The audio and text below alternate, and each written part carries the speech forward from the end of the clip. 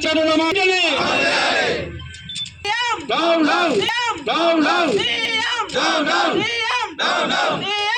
Down రైతులకు ఇచ్చిన రుణమాఫీ వెంటనే రైతులకు ఇచ్చిన రుణమాఫీ వెంటనే 2 లక్షల రుణమాఫీ వెంటనే అమలు చేయాలి 2 లక్షల రుణమాఫీ వెంటనే అమలు చేయాలి డౌన్ డౌన్ రేవంత్ రెడ్డి రేవంత్ రెడ్డి రేవంత్ రెడ్డి వ్యాప్తంగా రైతాంగం అంతా కూడా నిరసనలు తెలపడం, ధర్నాలు చేయడం, మరి చూస్తూ ఉంటే మళ్ళా ఆనాడు తెలంగాణ ఉద్యమం గుర్తుకొస్తూ ఉన్నది.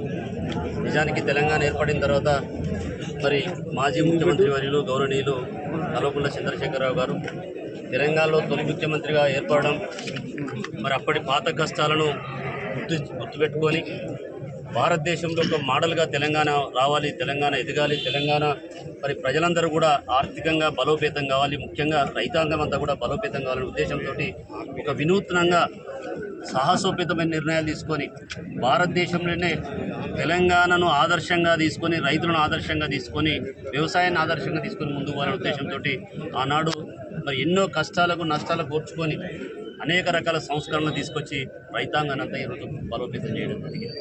మీ అందరికీ తెలుసు, తెలంగాణ రాకముందు వ్యవసాయమే దండుగా, వ్యవసాయం చేసే బతకలేం, వ్యవసాయం చేసే కన్నా ఒక కూలి పని, ఒక గుమాస్తా పని చేసుకున్నామనే ఆలోచనతో రైతాంగం అంతా కూడా వలసలు పోవడం జరిగింది.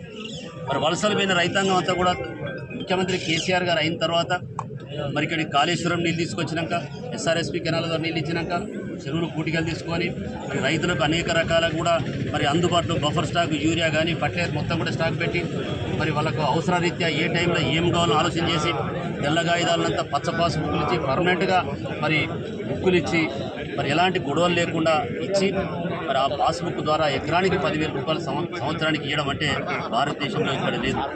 ఆ 10,000 ఇచ్చినాకనే దేశ ప్రధాని గారు కూడా మరి ఆశ్చర్యానికి గురై నిజమే రైతులకు మనం చేయాలని చెప్పి అతను కూడా కొంత సాయం చేయాలనే ఆలోచనకు వచ్చారు. అంటే ఇవాళ కేసీఆర్ను ఆదర్శంగా తీసుకొని రైతులకు చేసే విధానాన్ని బ్రహ్మాండంగా అన్ని రాష్ట్రాలు అభినందించినాయి.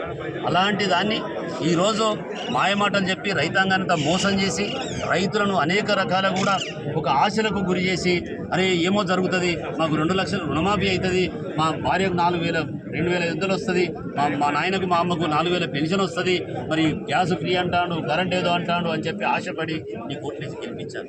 బడ్జెట్లో ఏం పెట్టావు? 26,000 కోట్లు చాలన్నా. నిజమే కావచ్చు అని నమ్మినాం మేము. 26,000 కోట్లు నిజమే అనుకున్నాం. అవి కూడా అయిపోయినాక ఏమన్నావు? మొన్న 17,900 కోట్ల రైతులకు రుణమాఫీ చేస్తానా? ఈ లెక్కలు తప్పు ఉన్నాయి, ఈయనకు ఆధార్ కార్డు లేదు, ఈయనకు రేషన్ కార్డు లేదు, ఒకటే కార్డు ఒకటే కుటుంబం అంటావు, ఏదో అని చెప్పి రైతులను మొత్తం కన్ఫ్యూజ్ చేస్తావు. ఎంపీ ఎలక్షన్ దాటేసుకుంటావు. ఇలా 17,900 కోట్లు అన్నావు. 17,900 కోట్లు నేను కొట్టినా ఈరోజు అని చెప్పి ఫ్లెక్సీలు పెట్టుకొని బ్రహ్మాండంగా పండుగలు చేస్తావు, పాలాభిషేకాలు చేసుకున్నావు. నీ మంత్రులేమో ఒక ఆయన ఇంకా 12,500 కోట్లు కొట్టాలి, మేము ఇంకా 7,500 కోట్లు జమగాలని ఆర్థిక శాఖ మంత్రి బట్టి మార్క్ అంటాడు. మరి 7,500 కోట్లు ఒక ఆర్థిక శాఖ మంత్రివర్యులు అన్నప్పుడు ఏది నిజమని నమ్మాలి ఇలా ప్రజలు కానీ రైతులు కానీ? ఇలా ఎందుకు ఇట్లా భయభ్రాంతులకు గురి చేస్తున్నావు? ఇవాళ ఎందుకు ఇంత మరి దుశ్చర్యకు ముందు పోతున్నావు? నేను అంటున్నా, అసలు నేను ఏం చెప్పినా సాగుతాను. తెలంగాణ ఉద్యమం కొరకు కొట్లాడిన మరి ఈ ప్రజలు ఇలా రైతుల కొరకు కొట్లాడడానికి మరి అందరూ కూడా ముందుకు వస్తారు. అది కనుక వస్తే రాష్ట్రం మళ్ళీ ఒక 10 సంవత్సరాలు ఎన్నుకోబోయే పరిస్థితి వస్తుంది. నేను ముఖ్యమంత్రి గారికి విజ్ఞప్తి చేస్తున్నా, నేను ఒకటే విజ్ఞప్తి చేస్తున్నా, దేవతలకు క్షమాపణ చెప్పుకో, తప్పేదో జరిగిందను ఇప్పటికి కూడా రైతులకు క్షమాపణ చెప్పి అయ్యా ఓ 6 నెలల టైం, ఒక 3 నెలల టైం ఇవ్వండి, నాకు ఆర్థిక పరిస్థితి బాగాలేదు, ఇంకో సంవత్సరం లోపల కొడతా అని చెప్పి ఆ మాట చెప్పు, వాళ్ళు నెమ్మదిగా ఉంటారు. వీళ్ళందరూ రోడ్లు ఎక్కే పరిస్థితికి వచ్చిందంటే ఒకసారి ఆలోచించుకోవాల్సిన అవసరం ఉన్నది.